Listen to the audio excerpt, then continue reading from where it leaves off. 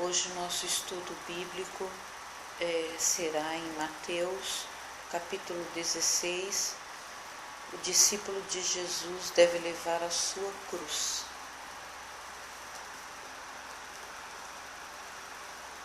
Compromisso: seguir Jesus. Seguir Jesus é a definição de comprometimento. Comprometimento exige uma escolha. Jesus não perdeu tempo para chegar ao coração do comprometimento. Os discípulos estariam comprometidos com ele e negariam os seus próprios desejos, ou eles estariam determinados em seguir seus próprios caminhos e negariam a Jesus. Vocês podem encontrar também em Mateus 10, versículo 32 a 37. A escolha do comprometer-se é a mesma para todos os crentes.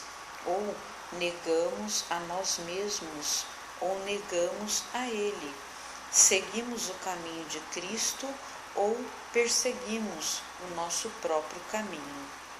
Falar sobre Cristo não teria sentido sem o andar com Ele. Os discípulos deveriam pegar as suas cruzes. Carregar a cruz era uma declaração pública da autoridade de Roma. Jesus os desafiou a voluntariamente se colocar sob a autoridade de Deus, fazendo a vontade de Deus, a maneira de Deus. Comprometimento exige ação.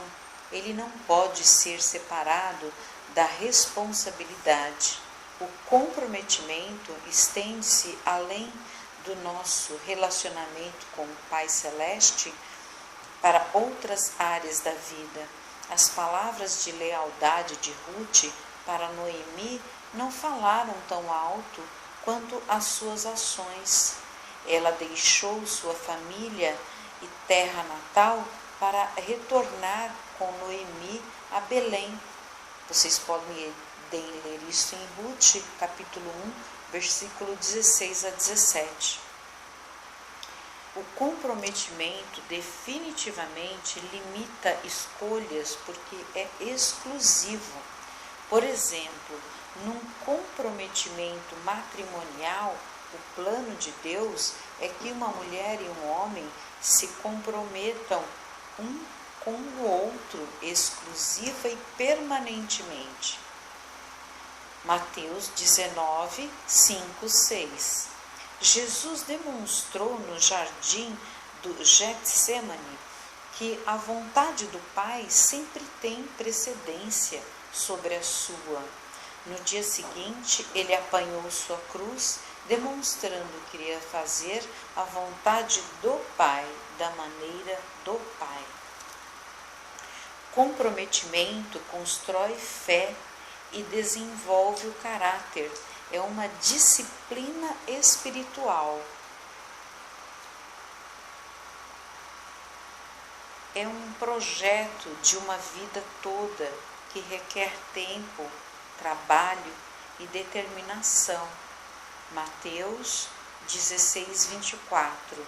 Vocês podem ler também em Provérbios 16, 3. Veja também Eclesiastes 5, capítulo 5, versículo 4 e 5, Mateus, capítulo 5, versículo 33 a 37, Marcos, capítulo 8, versículo 34, Lucas, capítulo 9, versículo 62 e capítulo 14, versículo 27. Tópicos sobre tomando decisões, você pode encontrar em 1 Coríntios 8, integridade, Salomão 26, casamento, Gênesis 2, Salomão 6, Provérbios 5,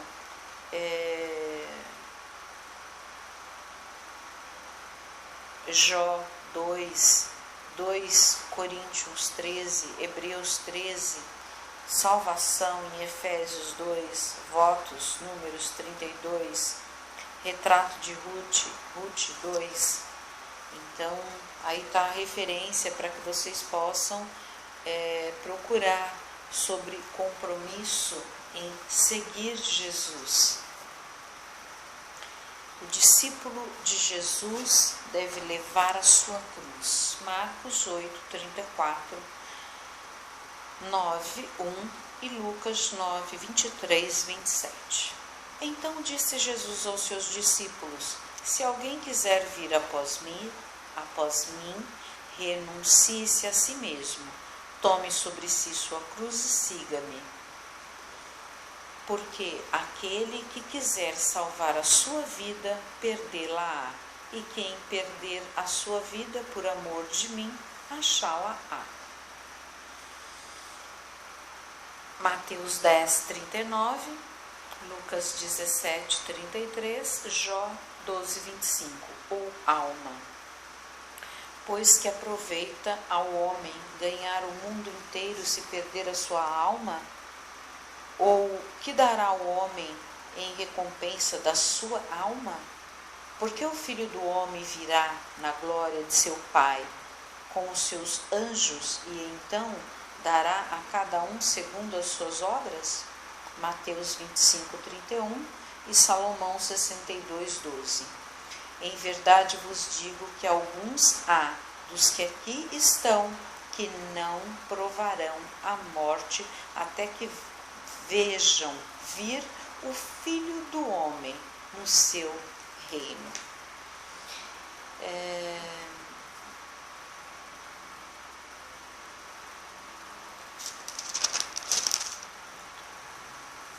Aqui eu estava lendo no capítulo 16, tá? Do versículo 24 ao 28.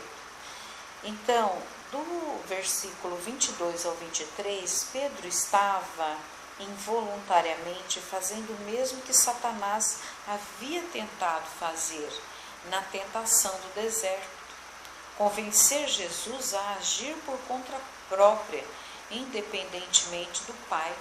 As palavras de Jesus não se enquadravam nas expectativas de Pedro, assim como também não se encaixavam nas expectativas dos fariseus, escribas e saduceus. Jesus tinha apenas um propósito: fazer a vontade do Pai. Filipenses 2:8, Hebreus 10:7. E no capítulo 16, versículo 28, tem 3 interpretações principais. São sugeridas. A primeira, uma referência à vinda do Cristo para julgar e destruir o templo em 70 depois de Cristo. A segunda, uma referência à ressurreição e ascensão de Jesus e o envio do Espírito Santo para habitar os crentes. A terceira, uma indicação da transfiguração, na qual 3 dos homens presentes veriam Jesus no seu estado glorificado. E a última interpretação, ela parece a mais provável em razão da proximidade do acontecimento da transfiguração, em Mateus 17, de 1 a 5.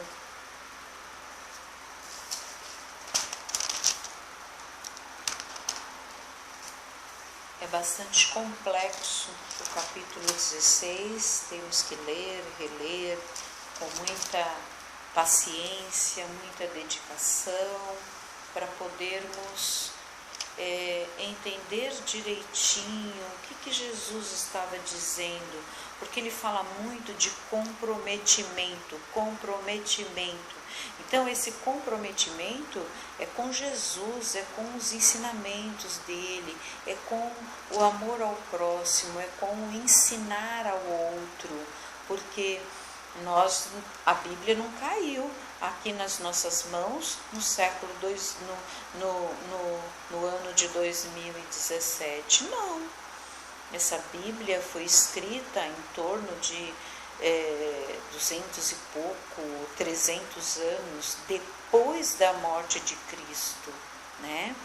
E todas essas passagens foram traduzidas, escritas com a orientação do Divino Espírito Santo de Deus e trazidas para nós até hoje. Então temos que ter o comprometimento de instruir nossos filhos dentro da palavra de Deus, dentro dos ensinamentos do Cristo, porque são os nossos filhos que vão instruir os nossos netos e assim por diante.